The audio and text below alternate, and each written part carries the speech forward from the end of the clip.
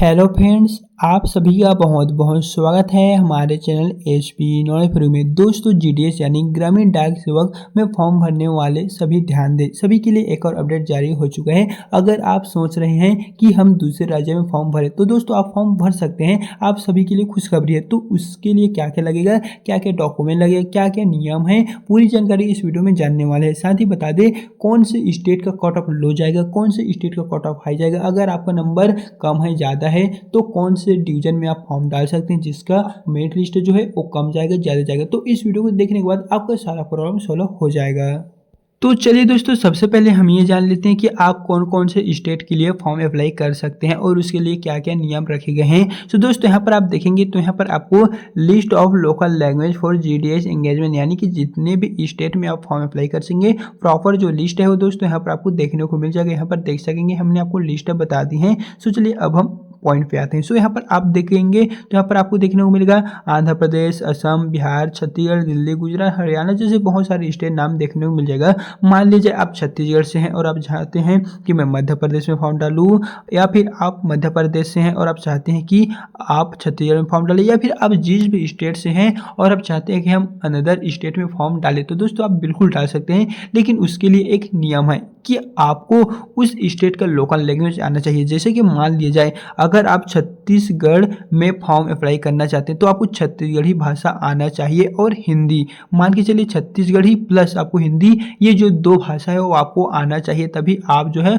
Form भर सकेंगे। आपका लोकल लैंग्वेज यहाँ पर छत्तीसगढ़ी रहने वाले हैं, लेकिन उसी से रिलेट करने वाला एक और लैंग्वेज आपको हिंदी देखने को मिलेगा। तो आपको छत्तीसगढ़ी प्लस यहाँ पर हिंदी आना चाहिए। हालांकि ये जो है वो छत्तीसगढ़ से है, लेकिन आपको हिंदी जो है वो दोस्तों अनिवार्य रूप से आना चाहिए, ये यहाँ पर नियम कहता है। लेकिन बात करें अगर आप आंध्र प्रदेश से हैं और आप चाहते हैं कि हम असम में फॉर्म भरें, तो अगर आप असम में फॉर्म भरना चाहते हैं तो आपको इसके जो डिवीजन देखने को मिलेगा उसके अकॉर्डिंग आपको असम में यहाँ पर बंगाली, बोडो, इस तरह का जो लैंग्वेज है दोस्तों आपको आना चाहिए। लेकिन यहाँ पर और एक एग्जाम्पल अगर हम बता दें तो यहाँ पर अगर आप गुजरात से हैं या हरियाणा से हैं या आप किसी भी स्टेट से हैं और आप चाहते हैं कि हम दूसरी स्टेट में फॉर्म भरें, तो आप जी हाँ दोस्तों बिल्कुल आप फॉर्म भर सकेंगे। लेकिन जो यहाँ पर लोकल लैंग्वेज दिए गए हैं ना वो आपको आना चाहिए। कुछ ऐसे हैं जो हिंदी ही जानते हैं, गुजराती नहीं जानते हैं, कुछ ऐसे हैं जो हिंदी जानते हैं, कन्नाडा नहीं जानते हैं। तो दोस्तों ऐसे नहीं होगा, आप जिस भी लोकल लैंग्वेज के अकॉर्डिंग आप जानते हैं वहीं पर फॉर्म अप्लाई कीजिएगा, अन्यथा आपको बाद में प्रॉब्लम हो सकता है। मान लीजिए अगर आप आंध्र प्रदेश में फॉर्म भरते हैं लेकिन आपको तेलुगु नहीं आता है, या आप असम में फॉर्म भरते हैं लेकिन आपको बंगाली नहीं आता है, सिर्फ आप छत्तीसगढ़ ही में आप जानते हैं, हिंदी जानते हैं, तो दोस्तों आपको ऐसे नहीं, वहाँ पर आपको जब डॉक्यूमेंट वेरिफिकेशन या फिर और जो आगे का प्रोसेस होगा तो वहाँ पर आपको प्रॉब्लम हो सकती है। तो एक बार जो है वो आप इसे जरूर देखिएगा। यहाँ पर प्रॉपर जो यहाँ पर नोटिफिकेशन है वो दोस्तों यहाँ पर दिए गए हैं। लेकिन दोस्तों बात आती है कि हम जब फॉर्म भरेंगे तो लो कट ऑफ वाला और हाई कट ऑफ वाला कौन से स्टेट से कैसे पता करेंगे। तो इसको लेके दोस्तों यहाँ पर एक पीडीएफ हमने लाए थे जहाँ पर बताए थे कि कौन सी स्टेट का लो कट ऑफ जाएगा, कौन सी स्टेट का हाई कट ऑफ जाएगा। प्रॉपर जो हमने पीडीएफ है वो टेलीग्राम व्हाट्सएप में डाल दी है, अगर आपने नहीं देखे हैं तो लिंक डिस्क्रिप्शन में मिल जाएगा। साथ ही दोस्तों बता दें कि कौन सी स्टेट का जो कट ऑफ है वो हाई जा सकता है और कौन सी स्टेट का कम जा सकता है।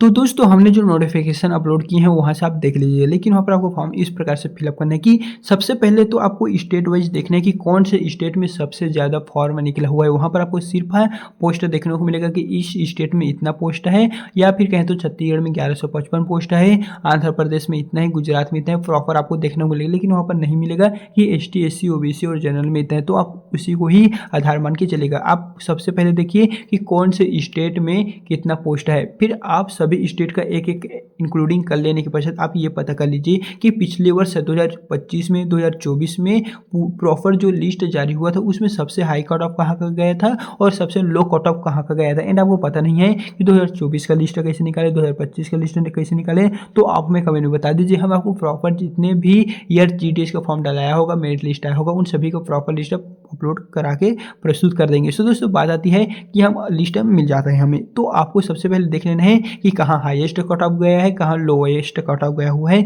और जहाँ हाईएस्ट कट ऑफ गया होगा तो उस अकॉर्डिंग आपको अपना नंबर मिलाना है कि इसमें हमारा नंबर इस कट ऑफ से मैच कर रहा है कि नहीं। अगर मान ले जाए वहाँ पर 90 प्लस का सिलेक्शन हुआ है, लेकिन अगर आपका नंबर 80 प्लस है तो आपको वहाँ को छोड़ देना है, वहाँ फॉर्म नहीं अप्लाई करना है, दूसरे स्टेट में चले आना है। और दूसरे स्टेट में आपको सेम टू सेम ऐसे चेक करना है।